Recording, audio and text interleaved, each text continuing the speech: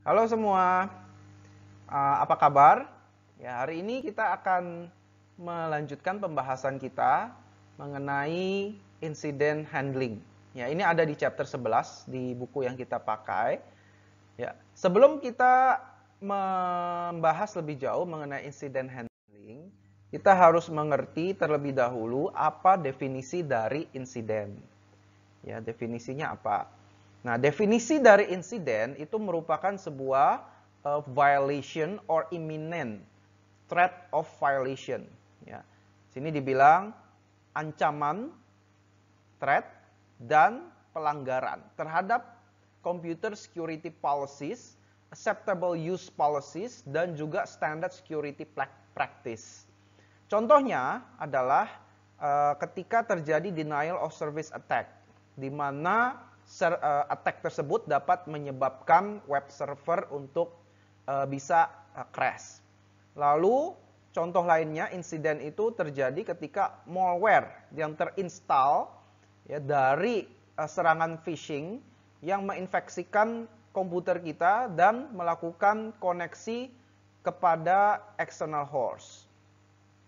Contoh lainnya adalah penyerang, ya, penjahat yang memperoleh sensitive data dan meminta tebusan, ya, meminta tebusan kepada CEO supaya datanya itu bisa dikembalikan atau datanya bisa diakses kembali. Nah, ini yang terjadi ketika ada kasus ransomware, ya, beberapa bulan yang lalu, ya, atau tahun lalu. Ya, sempat rame ransomware di mana datanya itu diblok di komputer, kita tidak bisa mengakses data kita sendiri, dan untuk supaya kita bisa akses datanya kita harus membayar tebusan kepada attacker.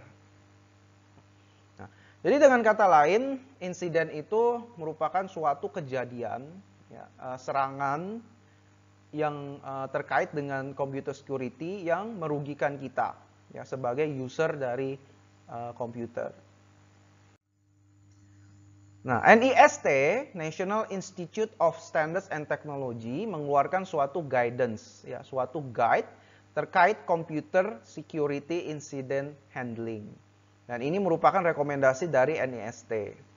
Ya, perusahaan bisa merefer ke sini, ya, bagaimana perusahaan itu bisa menghandling apabila terjadi masalah security, ya, masalah keamanan, masalah attack, atau terjadinya pencurian data. Ini NIST-nya nomor 800/61 yang revision kedua, ya. Nah, sebagaimana yang dideskripsikan di NIST 861, itu terdiri dari preparation, persiapan-persiapan sebelum terjadinya attack, serangan. Lalu ada detection and analysis, deteksi dan analisa. Selanjutnya adalah containment, eradication, dan recovery. Lalu tahap yang terakhir adalah post-incident analysis. Ya, kalau digambarkan seperti ini, ya, mulai dari persiapan, ada detection analysis, containment eradication, lalu ada post-incident activity. Ya. Sekarang kita akan membahas satu persatu dari proses yang tadi, ya, 4 proses yang tadi. Pertama adalah preparation. Apa itu preparation? Ya, preparation merupakan persiapan di mana itu menjadi satu tahap yang paling awal, ya, first step untuk menciptakan atau membangun, menuliskan, ya, membuat suatu incident response plan atau IRP. Jadi IRP ini isinya merupakan apa sih yang harus dilakukan jika terjadi insiden. Ya, hal-hal apa saja yang perlu dilakukan, prosedurnya seperti apa. Nah, itu semua masuk ke dalam incident response plan. Nah, isinya ini ada tidak hanya melulu berhubungan dengan enumeration process. Ya, enumeration process itu kalau kita definisikan itu terdiri dari a complete ordered listing of all the items in a collection. Ya, berarti enumeration process kita melakukan proses list ya, listing, menuliskan, mendaftarkan apa saja yang mungkin terjadi, ancaman-ancaman apa saja yang mungkin terjadi ya. Di sini dibilang listing all possible threat scenarios. Nah, akan tetapi tidak hanya berhenti sampai di situ saja. Ya, selain kita melist all possible threat scenarios, kita juga harus melakukan analisa yang lebih jauh, khususnya untuk respons apa saja yang harus dilakukan jika insiden itu terjadi ya, appropriate response to each of these scenarios. Nah, ini semua dimasukkan di dalam incident response plan. Nah, lalu ada kata di sini more productive. Nah, di dalam incident response plan kita harus meng-create suatu basic steps. Ya, steps apa saja yang perlu dilakukan, common to all events. Dan selain step, kita juga harus masukkan plan execution of each of these steps dan sifatnya detail.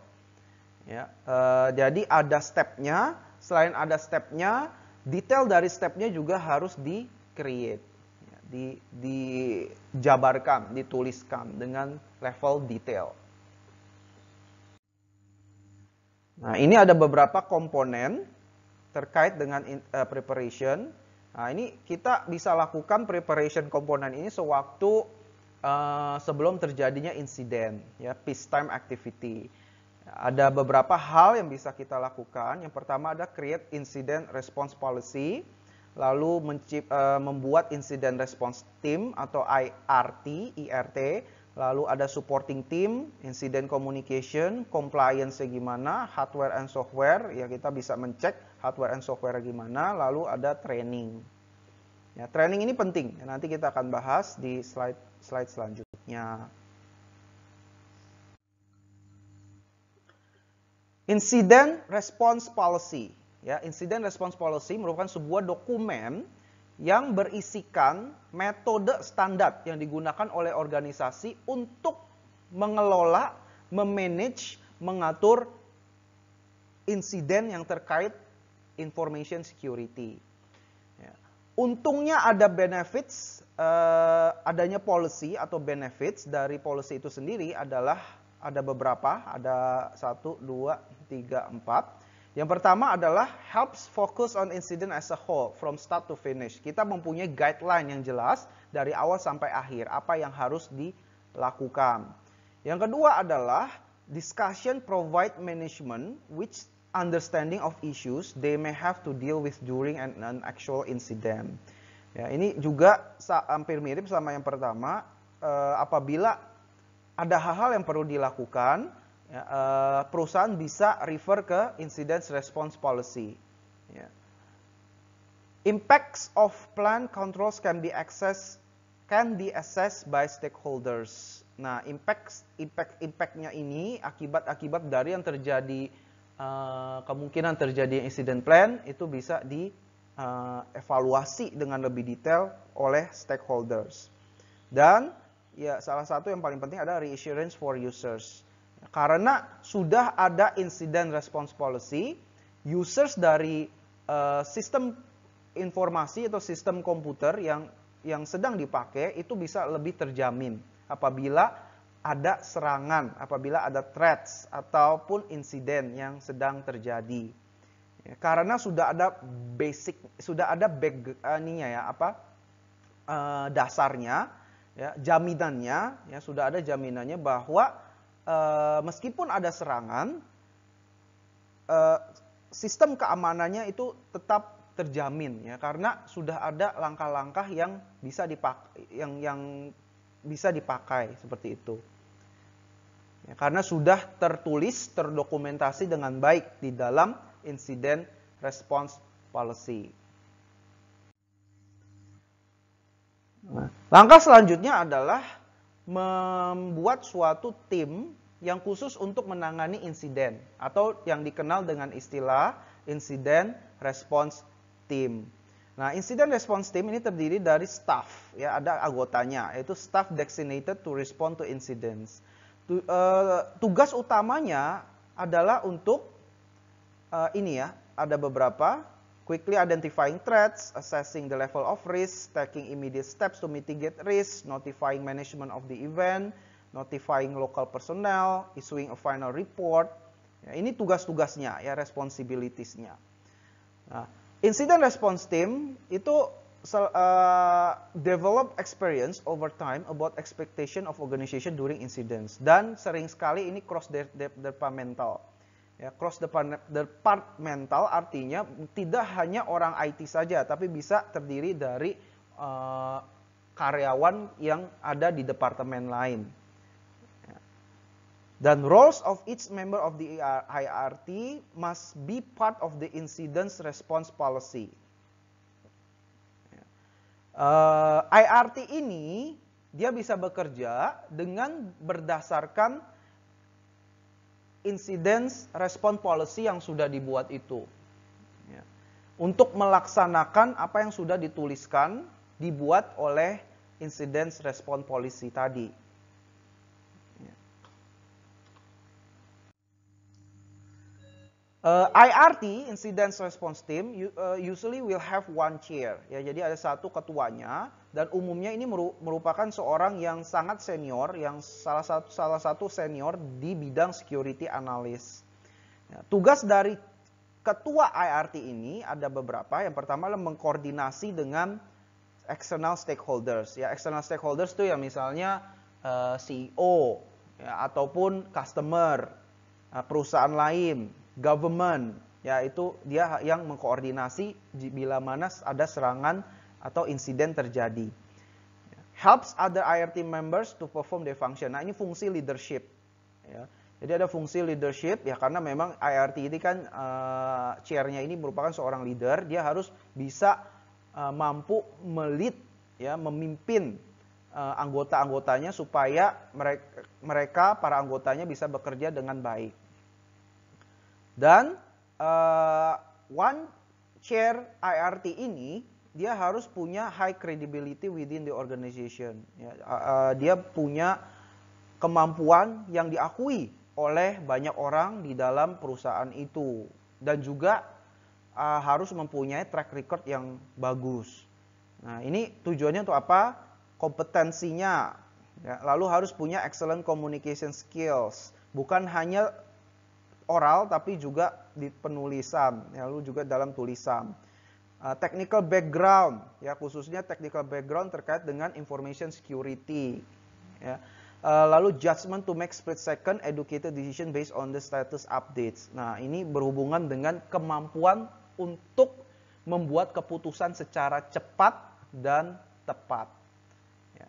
Jadi di sini kita melihat bahwa seorang IRT, ketua IRT itu merupakan seorang yang mempunyai kemampuan, ya, kemampuan leadership yang tinggi, kemampuan untuk memanage tim dengan baik, ya, mempunyai kemampuan komunikasi yang bagus, dan salah satu yang paling penting dan menurut saya juga sangat penting sekali, yaitu kemampuan untuk membuat keputusan yang sangat cepat dan tepat, akurat. Kenapa diperlukan keputusan yang cepat dan tepat? Ya karena ini kan berhubungan dengan insiden, ya, insiden. Semakin parah insidennya, tentunya akan semakin merusak, ya, merusak entah itu dalam kaitannya dengan uang, ya, akan semakin merugikan perusahaan, ya, atau juga merugikan customer. Nah, maka dari itu diperlukan keputusan yang cepat, ya, dan juga akurat untuk segera mengatasi masalah insiden ini, ya, agar bisa segera ditanggulangi, ya, supaya cepat normal kembali. Nah, technical members of IRT selected depending on the threat action. Nah, anggota IRT itu juga bisa terdiri dari anggota-anggota yang mempunyai kemampuan teknis. Akan tetapi kemampuan anggota yang mempunyai kemampuan teknis ini perlu dipilih berdasarkan threat action-nya. Misalnya kalau ada serangan denial of service, ya mungkin chair dari IRT itu bisa memilih orang-orang yang mempunyai background networking, ya, karena denial of service kan banyak dilakukan dengan menggunakan ya network, ya, dilakukan dalam jaringan network internet. Nah, ini contoh lainnya. If an Oracle database was breached due to a compromised administrator account on the operating system, the IRT may include the following members. Ya, apabila ada insiden yang menyerang database Oracle. Nah, tim IRT ini bisa terdiri dari yang pertama, a person familiar with the OS to look at the OS system and logs. Ya, misalnya sistemnya itu memakai sistem operasi Windows Server. Nah, oleh karena itu salah satu tim yang harus ada di dalam IRT itu, anggota timnya ya, harus orang yang familiar dengan sistem operasi Windows Server. Nah, lalu selanjutnya adalah yang pasti harus ada database administrator yang paham mengenai Oracle database, contents dan juga log. Ini diperlukan supaya dia bisa melihat ya, apakah ada sesuatu yang diubah. Ya. Lalu juga ada lognya, cara untuk menyerangnya bagaimana. Nah, itu ya orang yang paling tahu, ya tentunya orang yang paling menguasai database Oracle. Ya, jadi sifat dari IRT team member ini bisa dinamis, tergantung kebutuhan, ya, tergantung threat actionnya itu seperti apa, apakah denial of service, virus, atau malware, ya, atau ada serangan lain, SQL injection. Nah, itu bisa disesuaikan anggota timnya yang ahli di bidang itu, gitu loh. Ya. Nah, ini IRT interactions dengan stakeholders. Ya, IRT dia berkomunikasi dengan stakeholders yang lain. Misalnya incident reporters, law enforcement agencies, software support vendors, customers, sama media, other incident response team. Ya, IRT itu bisa terdiri dari banyak, ya. IRT di dalam perusahaan bisa saja bukan hanya satu tim saja, tapi bisa terdiri dari beberapa tim, tergantung kebutuhan dari perusahaan.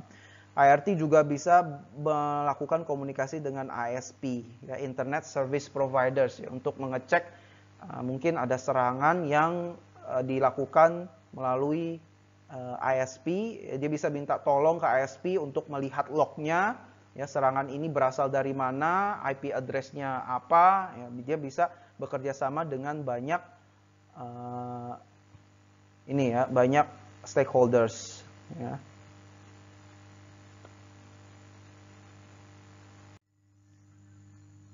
Nah, tadi kita sudah bahas ada incident security policy. Ya, incident security policy untuk pelaksanaannya diperlukan suatu tim, yaitu incident security team, ya, incident response team. Nah, selain ada incident response team, ada yang disebut dengan supporting team. Ya, jadi supporting team itu merupakan tim lain selain IRT, ya, incident response team, yang juga membantu untuk mengatasi insiden. Nah, ini di sini dibilang communication is an important aspect of the duties of the ERT. Extreme interest among different constituencies for information, potentially conflicting needs, often not enough information for satisfactory response. Resist temptation of conveying speculation as informed expert opinion, need to know principle. Nah, jadi supporting team ini fungsinya untuk komunikasi, ya, komunikasi dan juga untuk mendukung kinerja dari IRT. Ya, jadi tugasnya dia sebagai support system, ya, sebagai support system, ya. Jadi ini namanya juga supporting team, ya, untuk membantu kerja dari tim IRT. Incident communication itu dibagi menjadi dua, ada inbound sama outbound. Kalau inbound itu information about occurrence of incidents. Sedangkan outbound itu komunikasi yang terjadi kepada pihak luar, ya, notification to affected people. Nah, di sini kita lihat dari gambar ini, ya, jadi incident response team di sini, dia ada report di sebelah kiri, direct, anonymous, help desk, sama self audit. Nah, lalu outbound-nya, dia bisa berkomunikasi dengan IT personnel, management, end users, compliance related, dan juga media. Ya. Jadi di sini ada inbound communication-nya. Ini outbound communication-nya, ya, yang dilakukan oleh incident response team.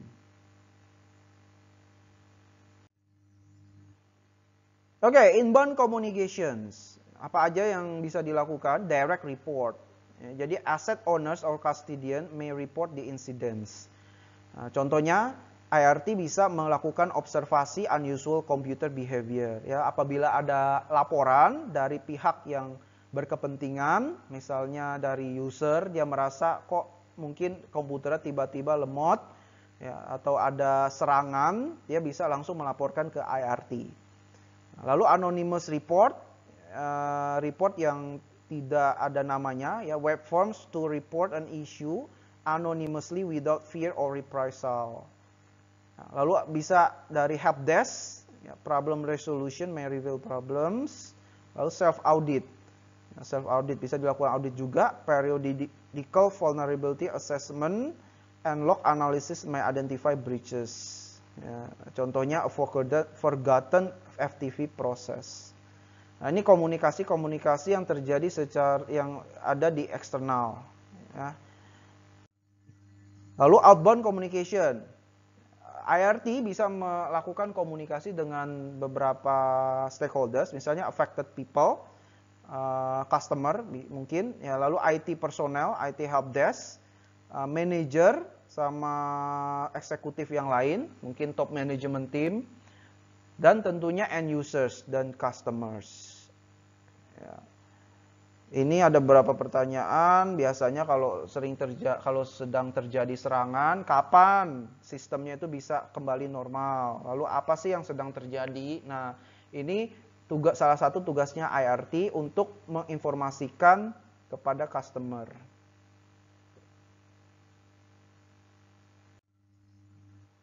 Compliance, apa itu compliance? Compliance, act of following applicable laws, ya, following applicable laws, regulations, rules, industry codes, dan juga contractual obligation. Comply, ya, nurut, gitu ya kalau compliance.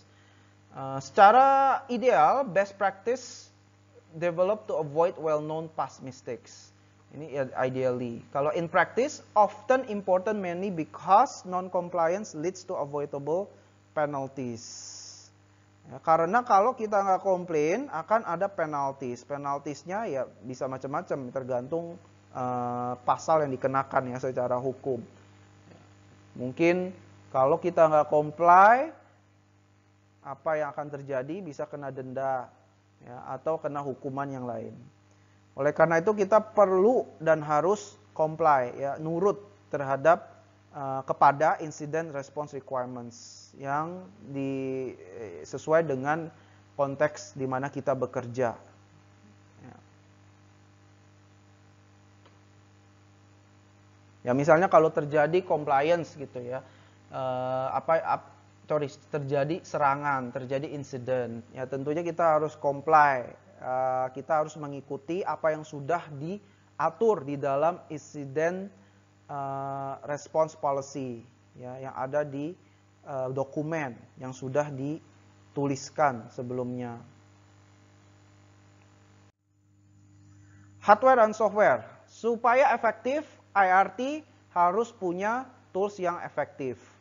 Nah, ini sampling of the hardware and software recommended by NIST 861, referensi 2, revise 2 for incident response includes perlu backup device, laptops, spare computer hardware untuk crash and burn purposes, ya, untuk coba-coba. Ya, purposes such as trying out malware and other payload found and considered unknown. Lalu search engines are very useful. Misalnya kita bisa pakai log snippet atau FTP banner. Ya, supaya IRT itu bisa bekerja, mereka harus didukung oleh software yang bagus, ya, backup device-nya, laptopnya yang bagus untuk gathering, analyzing data, dan writing reports.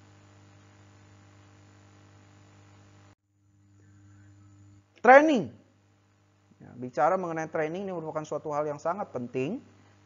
Ya, jadi training itu untuk melatih awareness. Ya, awareness terhadap masalah information security. Ya, awareness of a baseline set of information on all aspects of security.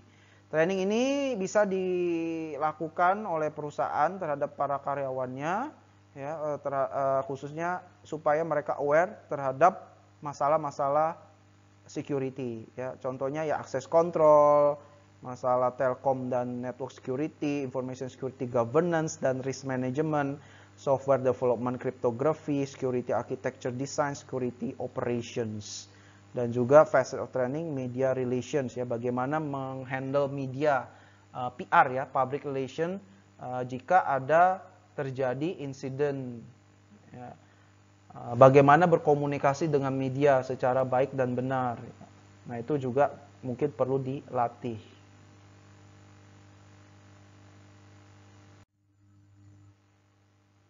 Nah, ini incident response life cycle. Ya, tadi kita udah sampai preparation. Nah, sekarang masuk ke detection analysis. Detection and analysis, ada documentation, ya, untuk menyimpan organizational memory, lalu juga untuk facilitate post incident analysis to improve response process. Metode detectionnya kita bisa menggunakan deteksi yang pernah dilakukan sebelumnya, ya, metode deteksi yang pernah dilakukan, use prior preparation to detect ongoing incidents. Lalu ada analisis. Analisis itu dilakukan untuk mengidentifikasi kerusakan, ya, seberapa jauh, seberapa banyak kerusakan yang dialami setelah terjadinya insiden. Documentation. Nah, apabila ada terjadi insiden, itu wajib untuk didokumentasikan. Ya, NIST itu sendiri merekomendasi minimal information. Misalnya ada current status of the incident, apa yang sedang terjadi sekarang. Ya, new in progress for the investigation, resolve atau apa. Lalu summary of the incident, indicators related to the incidents, other incidents related to these incidents, action taken by all incident handler on this incident, impact assessment related to the incident, contact information for other involved parties. Nah, ini merupakan informasi atau dokumentasi yang diperlukan dan disarankan oleh National Institute for Standards and Technology dari US, ya, bahwa apabila terjadi serangan insiden itu harus ada dokumentasinya yang isinya minimal ada beberapa hal ini. Ya.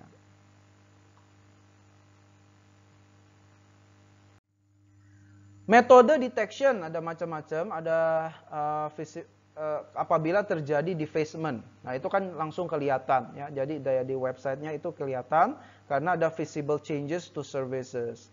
Nah, lalu apabila tiba-tiba komputernya lemot, ya, komputernya lemot atau terjadi pengurangan performance, nah ini langsung kelihatan, ya, performance monitoringnya dari segi monitoring performance, ya. Contohnya excessively slow computer performance. Lalu monitoring dari Google Alerts itu bisa kelihatan serangan-serangan apa saja yang sedang terjadi. Lalu ada file integrity monitoring, contohnya pakai IDS, Intrusion Detection System Tools, itu bisa kelihatan yang minggu kemarin kita bahas, ya, mengenai IDS. Apabila ada serangan itu bisa terdetek di situ. Nah, ini metode deteksi yang bisa dipakai. Lalu anonymous report, ya, apabila ada laporan dari orang yang tidak dikenal, dari log juga bisa kelihatan. Lalu endpoint protection alert dari malware, dari IDS yang tadi, lalu internal investigation dari internal audit, ya, bisa kelihatan apa kalau memang ada terjadi insiden serangan.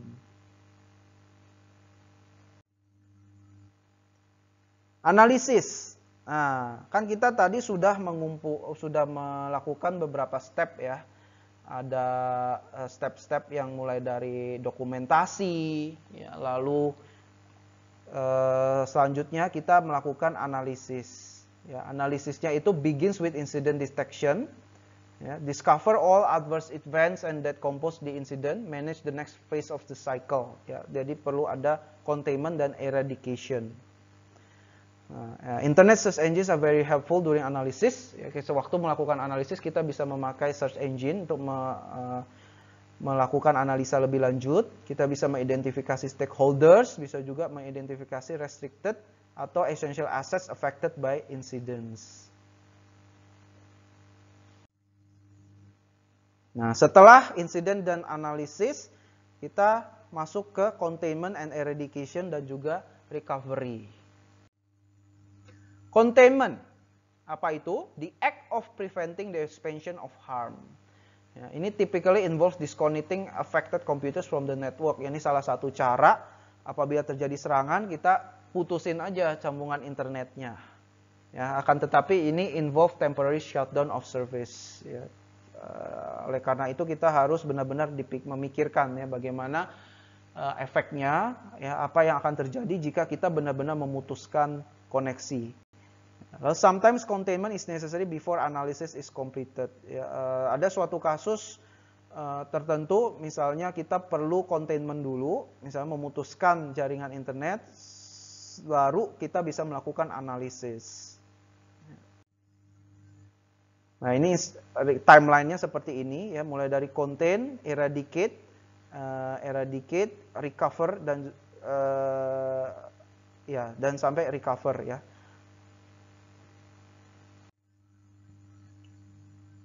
Nah, disaster, bencana. Ya, bencana yang kayak kita sekarang sedang alami itu juga bencana, tapi bencana non alam. Ya, itu juga akan bisa mempengaruhi keamanan komputer ya. Calamitous incident that causes great destruction. Ini has huge repercussions throughout the whole organization dan involves multiple sub incidents. Nah, apabila terjadi disaster, perusahaan memerlukan suatu prosedur yang namanya disaster recovery management. Nah, ini merupakan sebuah proses yang diadopsi oleh IT organization supaya sistem itu setelah terjadinya disaster, dia bisa kembali berjalan seperti normal. Primary objektifnya adalah keep employees and their families safe. Implementation should avoid hazardous situation. Dan disaster recovery juga bisa melibatkan moving operation to redundant site, recovering services and data, yaitu untuk backup data. Ya, apabila terjadi serangan, datanya itu bisa di backup secara langsung. Ya. Umumnya ini kompleksnya complicated ya, kompleks proses dan dilakukan oleh individual with years of the experience in the organization. Ya, kalau kita lihat ini benar-benar kompleks ya, sampai di sini dibilang tackled by individuals with years of experience in the organization. Ya, jadi di sini intinya apabila terjadi disaster, perusahaan itu perlu ada disaster recovery management supaya setelah terjadinya disaster, entah itu bencana alam atau bencana non-alam, sistem komputer dapat bekerja kembali seperti normal.